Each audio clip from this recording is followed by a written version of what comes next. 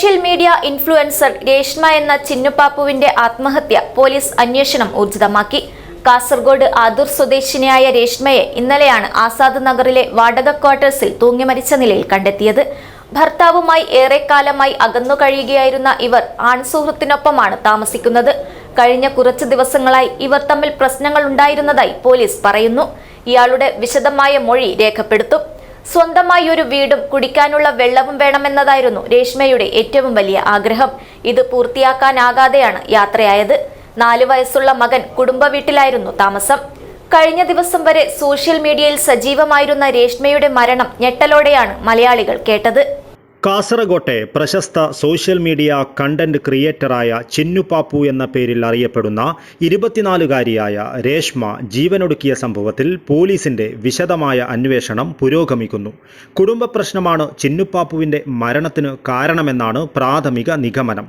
വളരെ കാലമായി ഭർത്താവ് പ്രജുലുമായി അകന്നു കഴിയുകയായിരുന്നു ചിന്നുപാപ്പു. ഇവർക്ക് 4 വയസ്സുകാരനായ ദീക്ഷിത് എന്ന മകനുണ്ട്. ആദൂർ സ്വദേശിനിയായ ചിന്നുപാപ്പു ജോലി സംബന്ധമായ സൗകര്യത്തിനായി കാസർഗോഡ് ആസാദ് നഗറിലെ ക്വാർട്ടേഴ്സിലായിരുന്നു താമസിച്ചു വന്നിരുന്നത്. പ്രൊമോഷൻ വീഡിയോകളുടെയും ഷൂട്ടിങ്ങിൻ്റെയും ഭാഗമായി യാത്രകൾ ചെയ്യുമ്പോൾ മകനെ ആദൂരിലെ വീട്ടിൽ മാതാപിതാക്കളുടെ അടുത്ത് ഏൽപ്പിക്കാറാണ് പതിവ്. ഇതിനിടെ ഒരാളുമായി ചിന്നുപാപ്പു അടുപ്പത്തിലാവുകയും ചെയ്തിരുന്നു. 1 മാസം മുൻപ് ഭർത്താവ് പ്രജുലുമായി കുടുംബ കോടതി വഴി ഔദ്യോഗികമായി വിവാഹബന്ധം വേർപിരിയുന്ന സംഭവവുമുണ്ടായി. വിവാഹമോചനത്തിന് പിന്നാലെ രേഷ്മ വലിയ തോതിലുള്ള മാനസിക വിഷമത്തിലായിരുന്നുവെന്നും പറയുന്നു. ആൺസുഹൃത്തുമായി ചിന്നുപാപ്പുവിന് ചില അഭിപ്രായ വ്യത്യാസങ്ങളുണ്ടായിരുന്നതായും ഇതാണ് ആത്മഹത്യയിലേക്ക് നയിച്ചതെന്നുമുള്ള ആരോപണം ഉയരുന്നുണ്ടെങ്കിലും ഇതിൽ വ്യക്തത വന്നിട്ടില്ല. യുവാവിൻ്റെ മൊഴി പോലീസ് രേഖപ്പെടുത്തിയേക്കും. സംഭവത്തിൽ കാസർഗോഡ് ടൗൺ പോലീസ് അസ്വാഭാവിക മരണത്തിനാണ് കേസെടുത്തിട്ടുള്ളത്. രേഷ്മയുടെ മരണത്തിൽ മറ്റെന്തെങ്കിലും കാരണങ്ങളുണ്ടോ എന്നാണ് പോലീസ് വിശദമായി അന്വേഷിക്കുന്നത്. ഇതിനിടെ കാസർഗോഡ് ജനറൽ ആശുപത്രിയിലെ പോസ്റ്റ്മോർട്ടം നടപടികൾക്ക് ശേഷം ചിന്നുപാപ്പുവിൻ്റെ മൃതദേഹം ബന്ധുക്കൾക്ക് വിട്ടു നൽകി.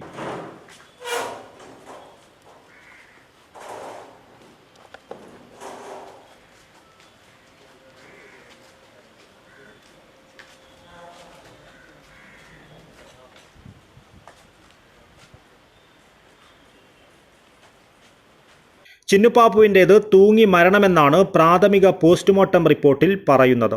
ആൺസുഹൃത്തുമായാണ് ചിന്നുപാപ്പു താമസിച്ചിരുന്നതെന്നും മറ്റെന്തെങ്കിലും സംഭവിച്ചോ എന്നുള്ള കാര്യം അറിയില്ലെന്നും ചിന്നുപാപ്പുവിൻ്റെ പിതാവ് ഗംഗാധരൻ KCN ന്യൂസിനോട് പറഞ്ഞു. ഡോക്ടർമാർ പറയുന്നത് അവൾ തന്നെ തൂങ്ങി മരിച്ചു എന്നാണ് പറയുന്നത്. അങ്ങനത്തേതിപ്പോൾ നമുക്കൊന്നും പറയാനൊന്നും കാണുന്നില്ല.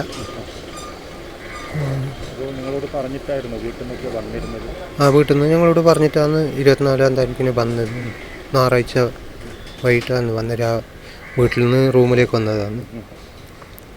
ഇന്നലെ ഈ സമയത്താണ് ഉച്ചയാകുമ്പോൾ 1:30-2 മണിയുടെ വിളിച്ചിട്ട് പറഞ്ഞു, എൻ്റെ ഭാര്യയെ വിളിച്ചിട്ട് പറഞ്ഞു ഇങ്ങനെ മകള് തൂങ്ങി മരിച്ചിട്ടുണ്ടെന്ന് പറഞ്ഞു. അവര് സംശയമില്ല, അവളെ ഒന്നിച്ചിട്ടുണ്ടായിന്ന് ഉള്ളത് മാത്രം. പിന്നെ വേറെന്ത് ചെയ്തു എന്നുള്ളത് നമുക്ക് കൃത്യം അറിയുന്നുമില്ലല്ലോ. കേസ് കൊടുത്തിട്ടുണ്ട്, മകൻ കൊടുത്തിട്ടുണ്ട്. പോലീസല്ല ഡോക്ടർ പറയുന്നത്. ഇപ്പോൾ പോസ്റ്റ്മോർട്ടം ആക്കിയ ഡോക്ടറാന്ന് പറഞ്ഞു. ഒന്നുമില്ല, അവൾ തന്നെ തൂങ്ങിയിട്ട് മരിച്ചു. എത്ര തിങ്കളാഴ്ച ഉച്ചയ്ക്ക് 2 മണിയോടെയാണ് രേഷ്മയുടെ മരണവിവരം പുറത്തറിയുന്നത്. തുടർച്ചയായി വിളിച്ചിട്ടും ഫോൺ എടുക്കാത്തതിനെ തുടർന്ന് ആൺസുഹൃത്ത് മുറിയിലെത്തി നോക്കിയപ്പോഴാണ് ചിന്നുവിനെ മുറിയിൽ തൂങ്ങി മരിച്ച നിലയിൽ കണ്ടെത്തിയത്. ഉടൻ തന്നെ ആശുപത്രിയിൽ എത്തിച്ചിരുന്നുവെങ്കിലും അതിനോടകം മരണം സംഭവിച്ചിരുന്നു. തനത് കാസർഗോഡ് ഭാഷയിൽ സോഷ്യൽ മീഡിയയിൽ കണ്ടന്റ് ക്രിയേറ്റ് ചെയ്യുന്ന ചിന്നുപാപ്പുവിൻ്റെ ഓരോ വീഡിയോകളും വൈറലാണ്. ഇൻസ്റ്റഗ്രാമിൽ 2 ലക്ഷത്തിലധികം ഫോളോവേഴ്സ് ഉണ്ട്. പ്രാദേശിക വിഭവങ്ങളെയും നാടൻ ഭക്ഷണത്തെയുമെല്ലാം തനിമ ചോരാതെ കാസർഗോഡ് സ്ലാങ്ങിൽ പരിചയപ്പെടുത്തുന്ന ചിന്നുപാപ്പുവിൻ്റെ വീഡിയോകൾക്ക് ലക്ഷങ്ങളായിരുന്നു കാഴ്ചക്കാരായി ഉണ്ടായിരുന്നത്. News bureau, Kasaragod. ബജറ്റിനിണങ്ങിയ വിവാഹാഭരണങ്ങളുടെ വൈവിധ്യമാർന്ന കളക്ഷനുമായി റോഷി ജ്വല്ലറി. പുതുമയും പാരമ്പര്യവും ഒത്തുചേരുന്ന designs. Roshi jewellery, gold and diamonds, bank road and കോട്ട് റോഡ്, കാസർഗോഡ്. Forever shine.